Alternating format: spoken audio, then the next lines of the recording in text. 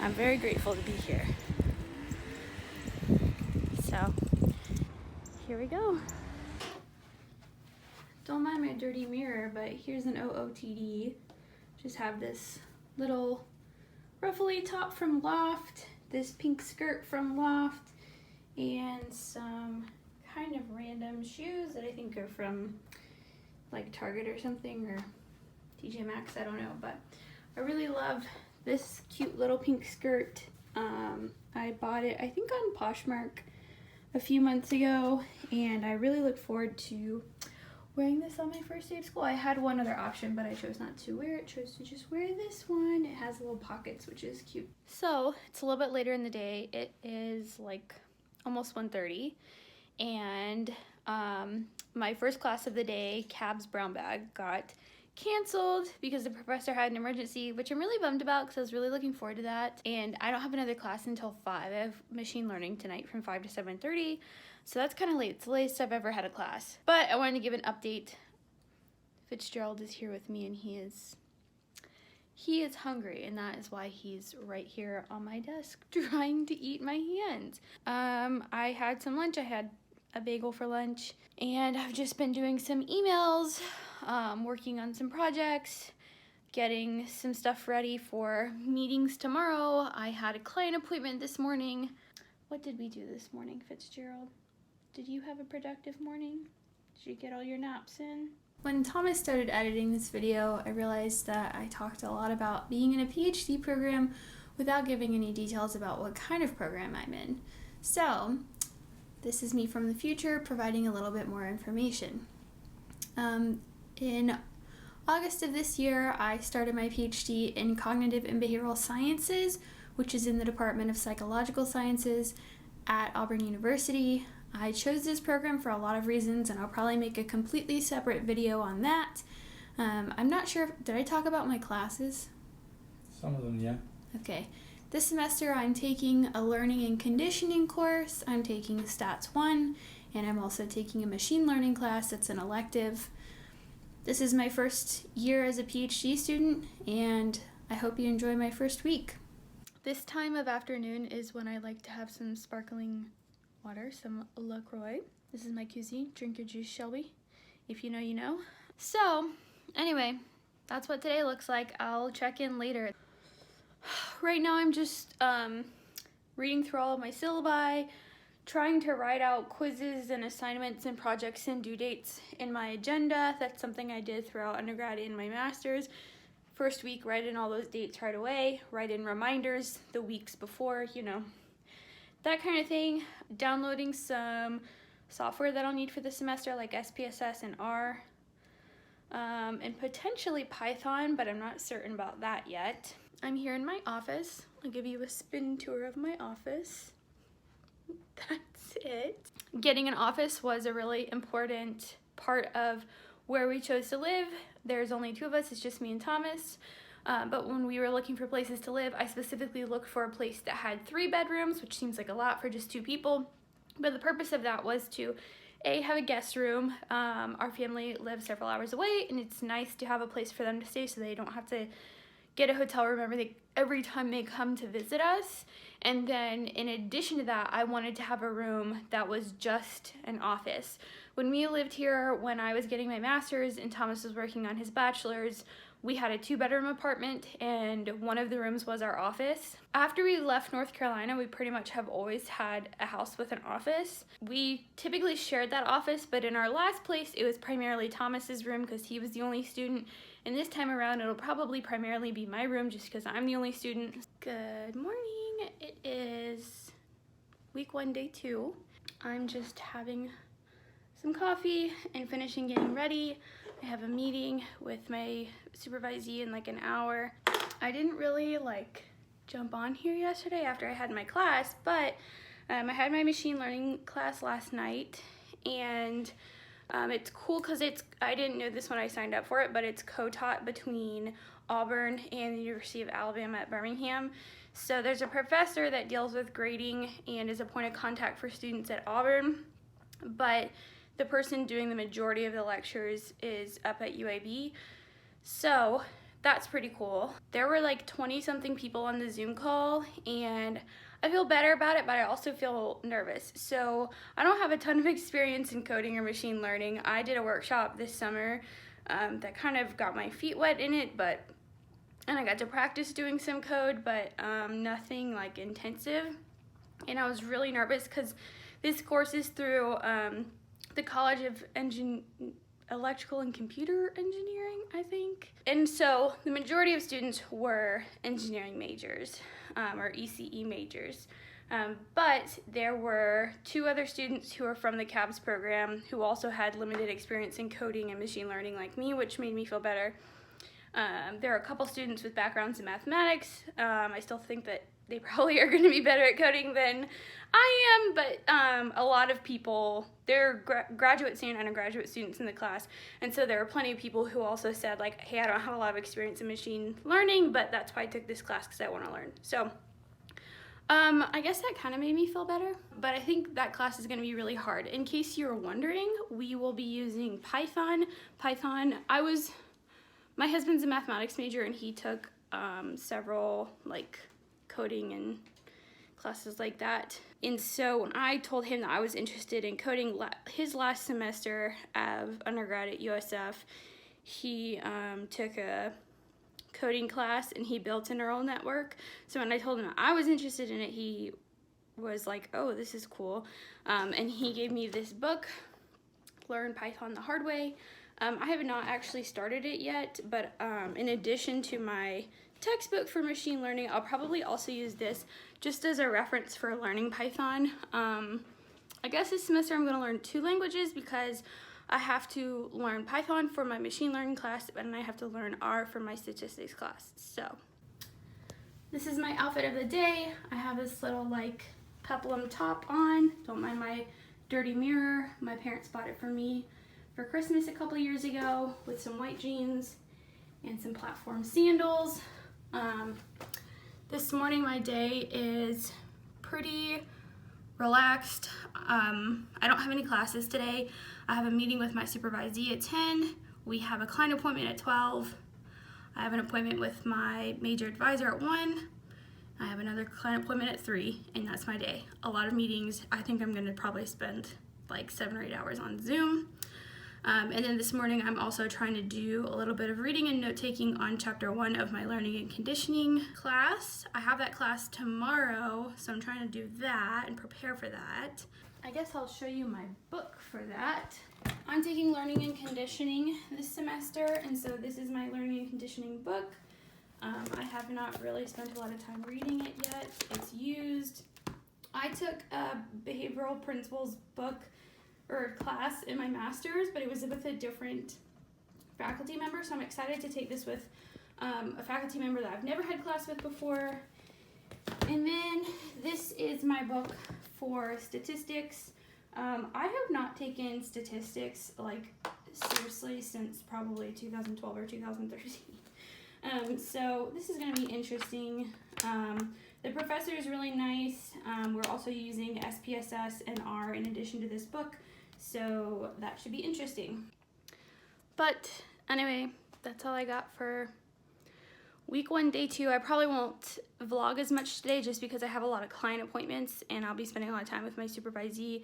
As a PhD student, part of my funding source requires me to supervise master's students in their practicum. They have practicum because you need 1,500 for them in 2022. They'll have to accrue 1,500 experience hours in practicum in order to become board certified. When I was a master's student, it was only 1,000 hours. They have a couple of different practicum sites that they get to do. I only have one supervisee, and she and I are going to work across 2 different sites this semester, so that's not really typical. Typically, they stay at one site for at least the whole semester, but we're going to do a little bit different. But like I said, that's required of me as part of my funding, and I supervised students at South Florida when I was in my fellowship working at a clinic, and I really enjoyed it. It was not as intensive because I was not their main supervisor, and I had a 40-hour work week that I needed to get through, and insurance and everything like that. But I really do. I valued my practicum experience when I was a student, and it had a huge impact on me. And so it's really exciting to be on the other side of that and to help train somebody to one day become my colleague. That's kind of the unique part of our field. So anyway, just a day full of meetings. Good morning. It is week 1, day 3. Today I have class. I have a learning and conditioning class, and that's from 9 to 12. And then the rest of the day, I'm probably gonna spend working on a lot of schoolwork. Something I found during my master's was that throughout my week, certain days I just made about one activity. So Tuesday for me is the only day that I don't have any classes, so it's probably going to be the day when I have the most stacked meetings and client appointments, and that's exactly what happened yesterday. Whereas I do have client appointments on Thursdays and Fridays in addition to classes, but I don't have any client appointments on Mondays, and I only have class on Wednesdays. I know it's a lot. Basically what I'm trying to say is I think my Thursdays are going to be all about clients and appointments, and my Wednesdays are going to be all about classwork. It's halfway through the week. I have only taken one class, my machine learning class.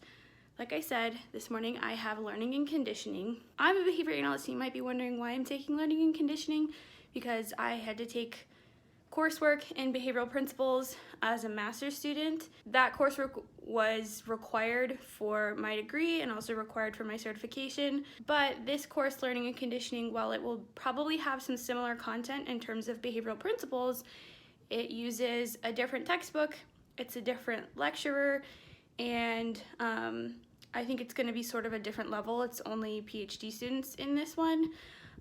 So I'm really looking forward to it because I think it will probably be what I'm anticipating will be my easiest class, only because I'll have some familiarity with the concepts. Machine learning, very unfamiliar. I did a machine learning workshop over the summer, but I don't think that means I'm at all familiar with machine learning. I have stats on Thursday and Friday, and the last time I took stats was 7 years ago in undergrad. So I think learning and conditioning is what I'll have the most familiarity with, and so I think it'll probably be not as challenging as the other coursework.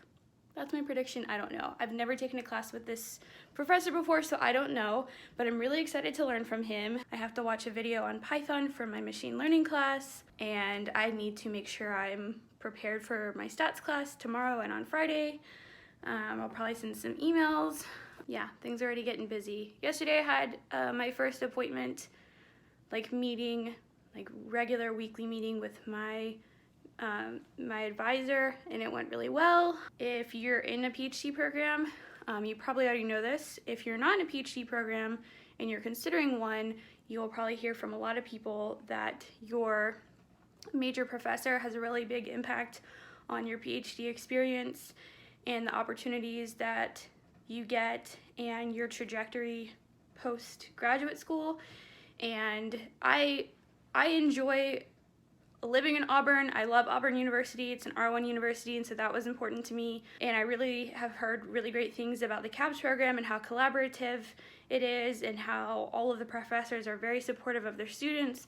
But at the end of the day, for me, when I was going through the process of picking a school, the biggest deciding factor for me was the advisors that I was interviewing. So my major professor, my advisor, is the same person that was my advisor as a master's student. I know his advising style. I like his advising style. He's very supportive of students and gives his students a lot of independence with what they want to do and where they want to go, and I really appreciate that. And he's also very direct in his feedback, I guess. I've never been one to enjoy people who beat around the bush with telling you what to do or giving you feedback.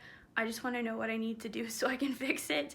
So I really appreciate very direct feedback. My meeting with him went really well, and every time I've met with him since accepting his offer, I've again felt like I'm really glad I accepted his offer and not somebody else's, which I think is a important thing to think about in your first year, is that you repeatedly are glad and happy with your decisions. I have my standing desk set up here. I'll show you this. This summer, when I was working for the university, it was a big shift to go from working clinically to working from home, not clinically as much. Very quickly found that I was spending a lot more time sitting than I had been while I was working as a clinician. And I actually developed a bruise on the back of my leg from sitting because my body was not used to sitting that much. So I had to develop a standing desk, and your desk setup, especially during this quarantine period, I found to be so important, so I'll show you that. So this is sort of a big overview of my office. Typically my chair is actually near my desk, but here's my desk. Hello, Fitzgerald. We have a TV that this TV we don't use in like our living room anymore. We have a different TV.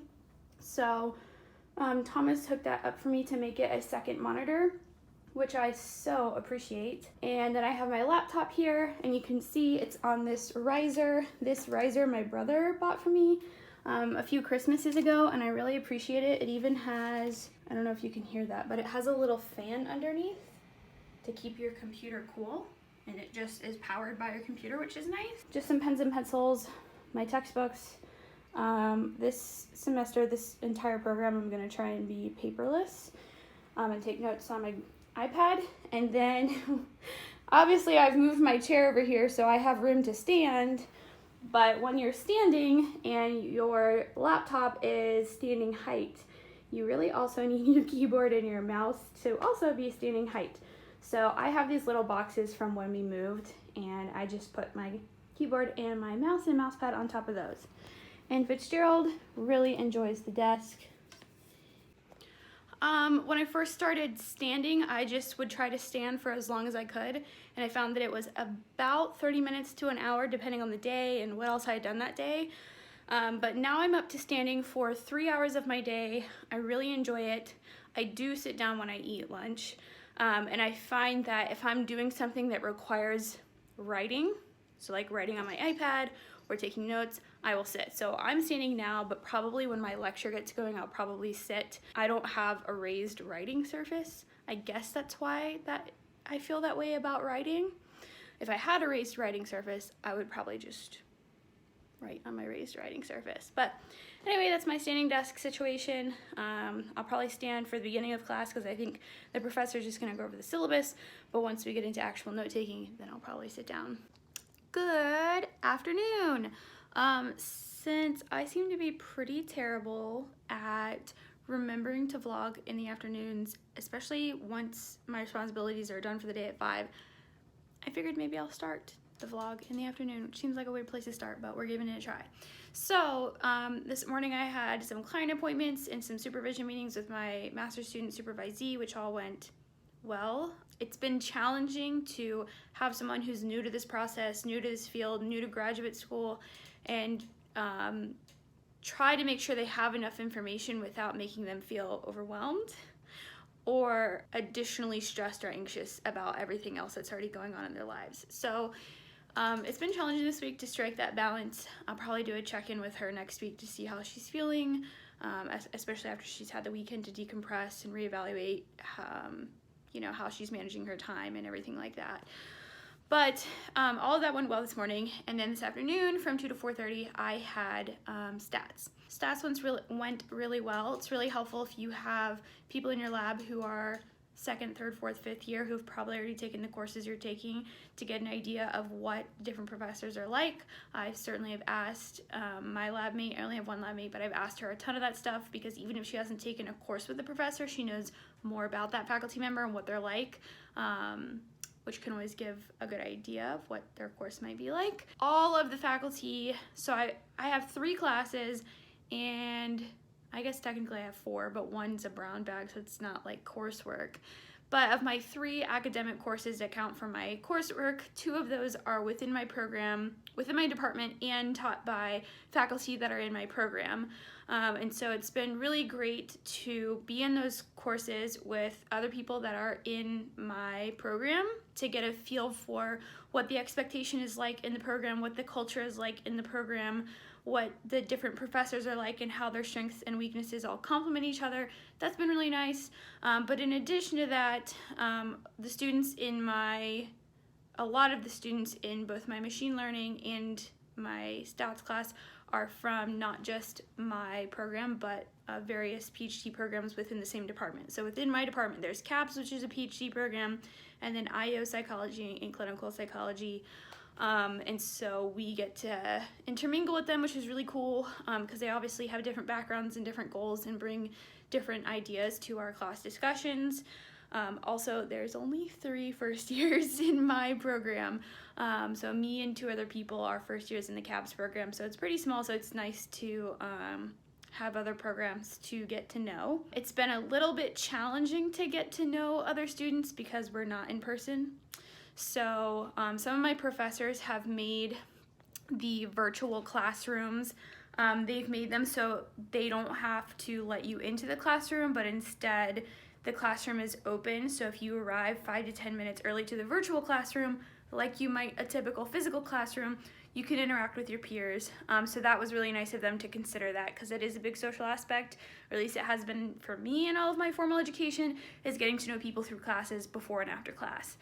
And then in addition to that, one of the PhD students in my not my program, but in my department, he sent out an email to all of the first years in the department to try and get together for a Zappy hour, which is like a Zoom happy hour. And I'm really glad that he did that. It was really nice of him. I think all of us were a little bit nervous about reaching out to each other and getting to know each other, because it is really tricky. So I was really grateful that he did that, and so was everybody else in the department.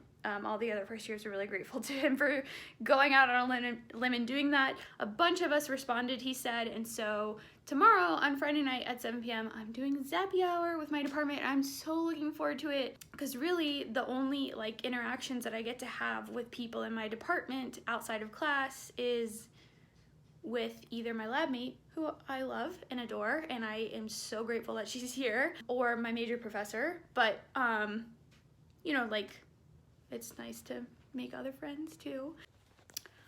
Good morning and welcome to day 5 of week 1, or the last and final day of the first week of my PhD. I made it. We made it. I seriously cannot believe that this week has come and now effectively has gone. I am really glad that I've vlogged this so that I can go back and I guess relive it and remember what this week was like. It's definitely motivated me to continue to vlog throughout this journey. I have called my mom and dad like I think almost every day this week. I am really grateful for the relationship I have with them, and I know I wouldn't be here without them and my husband, and so I've spent a lot of evenings this week talking to all of them, telling them what's been going on, and I really am grateful for that. And they also understand how important this is to me, so I'm really glad that we're here. But anyway, I thought I'd give you perhaps a little OOTD. So I'm just wearing some blue earrings, my SEC shirt because hashtag SEC degrees, some jeans and sandals. It's Friday, so things are more casual. That's one thing I love about school. And also I love Fridays in the Southeast in the fall because tailgating at Auburn really starts on like Wednesday or Thursday. You'll see people pulling up their RVs, setting out their lawn chairs literally like on Thursday, and it definitely gets heavy by Friday. Football has been delayed, and now it's not going to start until the end of September, which is a bummer, but I am still grateful that we do still get to have football, and I really hope that the entire season gets to be played. Even though it's only a 10-game season, I hope, crossing my fingers, that we get to play all 10 games.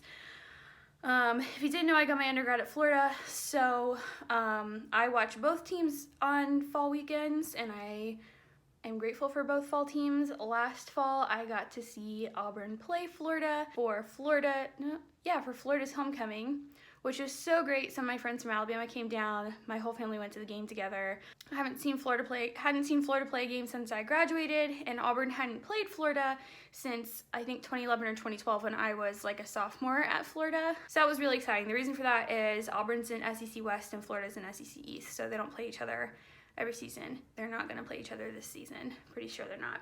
I love Fridays in the fall in the Southeast because it's when football season, or the football tailgating weekend, really starts, and everybody kind of starts to wear like game-ish attire to work on Friday or to school on Friday. I have several pairs of like team earrings. So I have these blue ones that are like, you know, not real specific to a team, but I have 3 pairs of Gator earrings, 1 pair of Auburn earrings, and a couple of different like orange and blue shirts, and so I always wear those in the fall. When I was a clinician, we had to wear our company polos on Fridays, so I was really excited to get to wear team colors on Fridays. I know that seems like such a minuscule thing, but it is something that makes me happy, something that makes Friday a little bit better, and something I look forward to, and it's definitely, to me, one of my favorite parts of fall is football. So I'm especially, if you haven't watched Last Chance U on Netflix, you really should. JUCO football is so much more exciting to watch because the players have so much more on the line in terms of their future and their career and their education. And I'm really sad to know that the NJCAA is, or the NJCAA is not having a football season in the fall. They're moving their football season, I think, to the spring. And then the NCAA is making a decision today on whether or not they're going to allow D1 athletes to have an additional year of eligibility for fall sports. I don't know. After watching Last Chance U, I always was aware of JUCO football, but I didn't watch it hardcore or anything. I didn't have a favorite JUCO team. But after watching Last Chance U, I think a lot of us, if you've watched it, you now have a favorite JUCO football team, and mine obviously would have to be East Mississippi. Never been to East Mississippi, but I would definitely love to go there for a game, and I'm very sad that they are not having one. When we started watching Last Chance U this summer, my husband and I was like, we should drive to Scuba. It's only 3 hours away. We could go there on a Thursday night and stay the night. I don't have classes until the afternoon on Fridays. Maybe we'll just go to Scuba in the spring for a football game, which would be fun. Then we would get spring JUCO football and fall D1 football. Maybe 2021 is going to be the best year. I don't know. This morning I have a client meeting. The master students have small group this afternoon where they present their data for the week. And it's just a small group that's just for them. It's directed by the students, what they want to talk about, what they want to present. When I was a student, I loved it. As a PhD student, because I'm supervising, I go. My supervisee will be there. Because it's the first week, she probably won't present any data. First years aren't typically required to present data because they haven't even seen a model of that yet. I hope that she enjoys it, and I hope it makes her feel comfortable. It's kind of where you learn a lot of skills for presenting data. You get a lot of feedback from obviously the faculty, but also your peers, which is really great. And it's fun to sort of be on the other side of small group where I'm not a student presenting data anymore, but rather a supervisor giving feedback and encouraging students to really develop their own clinical rationales. And so I have that today, but I only go for 45 minutes because I have stats class, stats lab at 2. So yesterday I had stats class, the lecture from 2 to 4:30. Today we have the lab with the TA from 2 to 4. That class went pretty well. Yesterday I think I mentioned the professor covered the first 3 chapters in 75 minutes. That was intense. I knew we were going to go through 3 chapters in the first class, but I guess I just thought the syllabus would be shorter. We would spend 30 minutes on the syllabus in 2 hours. But no, I guess that's PhD life. It's on X Games mode. Happy Friday. We made it.